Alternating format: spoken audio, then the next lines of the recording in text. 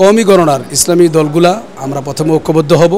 এরপরে বৃহত্তর কল্যাণে বৃহত্তর ঐক্যের ক্ষেত্রে জামাত এবং আরও ইসলামকে ভালোবাসে, দেশকে ভালোবাসে, দেশের স্বাধীনতা সার্বভৌমত্ব রক্ষায় অতন্ত্র প্রহরী হিসাবে কাজ করবে, এরকম আরও সংগঠনগুলা আমরা আশা করতেছি বৃহত্তর ঐক্য হয়ে একটি শক্তিশালী দেশপ্রেমিক এবং ইসলামী শক্তির একটা ঐক্যবদ্ধ প্ল্যাটফর্ম আমরা আশা করি। এদেশে যারা ইসলাম ছাড়াও রাজনীতি করে, বিএনপি রয়েছে, অন্যান্য সংগঠন রয়েছে, আমরাও মনে করি তারা এদেশের জনগণের কল্যাণে এবং ইসলাম বিরোধী কোনো কাজ করবে না, এটা আমরা তাদের থেকেও প্রত্যাশা করি। ঐক্যের ব্যাপারে যেটা আপনারা ইতিমধ্যে লক্ষ্য করেছেন, এটা অবশ্য আমি নিজেও আশাবাদী এবং বৃহত্তর ইসলামী দলগুলা, সকল মতের ইসলামী দলগুলা এবং দেশপ্রেমিক আমরা আরও দলগুলোকে নিয়েই বৃহত্তর ঐক্য হবে, এটা আমি খুবই আশাবাদী।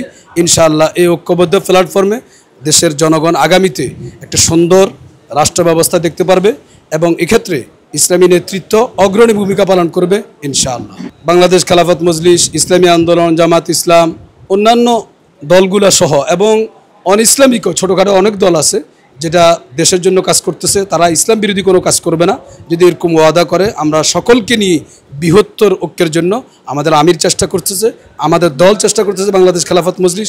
ইনশাআল্লাহ অল্প সময়ের ভিতরে আপনারা দেখতে পারবেন একটি জাতীয় বৃহত্তর ইসলামী ঐক্য এবং সমমনা দলগুলার বৃহত্তর ঐক্য, এটা দেশ এবং জাতির কল্যাণে কাজ করবে এবং আগামী নির্বাচনে বলিষ্ঠ এবং খুব ভালো একটা ফলাফল করবে বলে আমি আশাবাদী। এটা বর্তমান দেশের যে অবস্থা, দেশের তৃণমূল একেবারে গ্রাম পর্যায়ে, শ্রমিক, কৃষক, রিক্সাওয়ালা, দেশের ব্যবসায়ী সমাজ, ডাক্তার, ইঞ্জিনিয়ার, সকল শ্রেণীর মানুষ বৃহত্তর ঐক্য চাচ্ছে।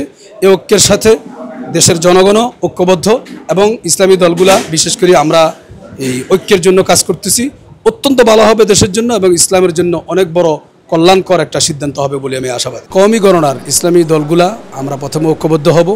এরপরে বৃহত্তর কল্যাণে বৃহত্তর ঐক্যের ক্ষেত্রে জামাত এবং আরও ইসলামকে ভালোবাসে, দেশকে ভালোবাসে, দেশের স্বাধীনতা সার্বভৌমত্ব রক্ষায় অতন্ত্র প্রহরী হিসাবে কাজ করবে, এরকম আরও সংগঠনগুলা আমরা আশা করতেছি বৃহত্তর ঐক্য হয়ে একটি শক্তিশালী দেশপ্রেমিক এবং ইসলামী শক্তির একটা ঐক্যবদ্ধ প্ল্যাটফর্ম আমরা আশা করি। পিয়ার পদ্ধতির ব্যাপারে আমাদের আমিরে মজলিস শেখুল হাদিস আল্লামা মামুনুল হক সাহেব দেশ এবং জাতির উদ্দেশ্যে একেবারেই ওনার বক্তব্য পরিষ্কার। এই বক্তব্যগুলো যদি দেশের জনগণ শ্রবণ করে এবং দেশের রাজনৈতিক দলগুলা ভালোভাবে এগুলা শুনে, আশা করি দেশে যে পিয়ার এবং নন পিয়ারের যে একটা বিভাজন লক্ষ্য করা যাচ্ছে, এটা দূর হয়ে যাবে বলে আমরা আশা করি। আমরা নিম্নকক্ষে আগের মতো নির্বাচন চাই এবং উচ্চকক্ষে ফেয়ার নির্বাচন চাচ্ছি।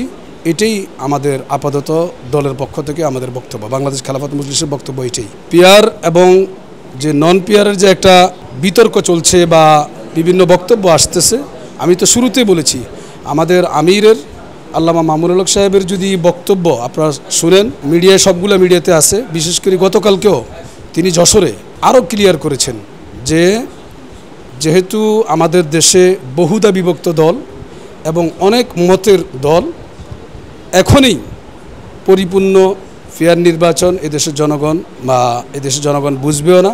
আমরা উচ্চকক্ষে ফেয়ার নির্বাচন চাচ্ছি আর নিম্নকক্ষে যেভাবে চলমান আছে এভাবে আমরা চাচ্ছি।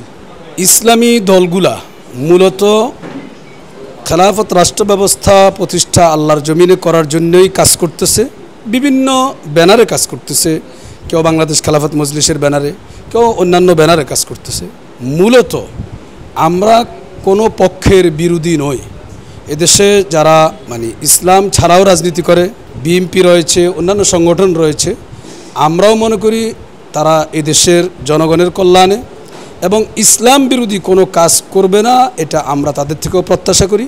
তবে হেফাজতে ইসলামের ব্যানারে, হেফাজতে ইসলাম প্রতিষ্ঠা লগ্ন থেকেই এখনও পর্যন্ত এদেশে ইসলাম বিরোধী, দেশ বিরোধী যে কোনো চক্রান্তের বিরুদ্ধে হেফাজত সজাগ রয়েছে এবং বাংলাদেশ খেলাফত মজলিস আমরাও সজাগ রয়েছি এবং সতর্ক রয়েছি।